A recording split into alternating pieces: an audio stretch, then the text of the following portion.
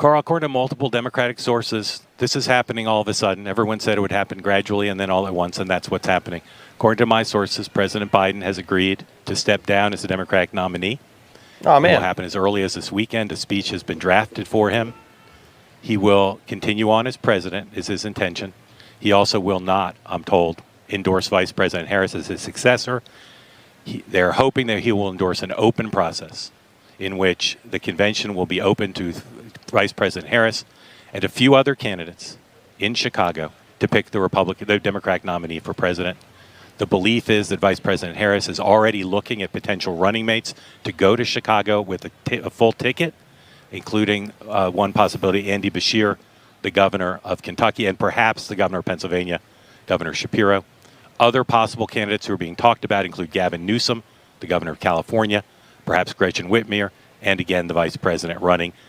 On the first ballot, the regular delegates would be allowed to vote under this agreement that's being talked about amongst the president and high-level Democratic officials. The regular delegates would vote on the first ballot. If there is no winner on the first ballot, the so-called super delegates would be allowed to vote on the subsequent ballot.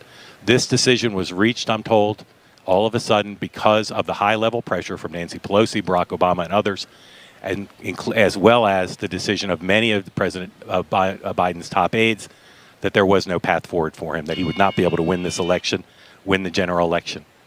And therefore, he's stepping aside again as early as this weekend. So, Mark, what are the political ramifications for a party that based much of their platform on diversity, equity, and inclusion, and they're passing right over Kamala Harris, and he's not going to be endorsing her, according to your sources? Now, according to my sources, he will say very nice things about her.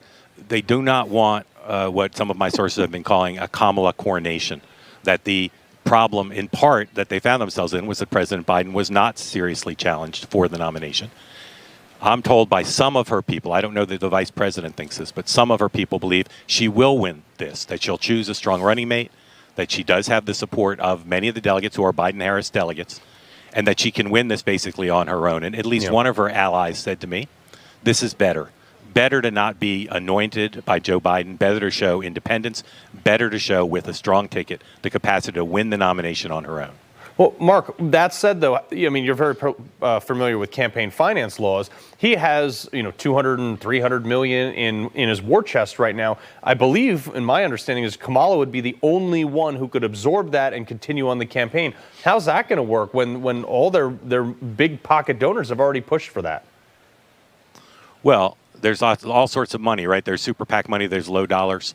The belief is that a new ticket will inject excitement into the party, and that both low-dollar donors and the big donors, who in the last few days have sent a strong message to President Biden that they will not support his being the Democratic nominee.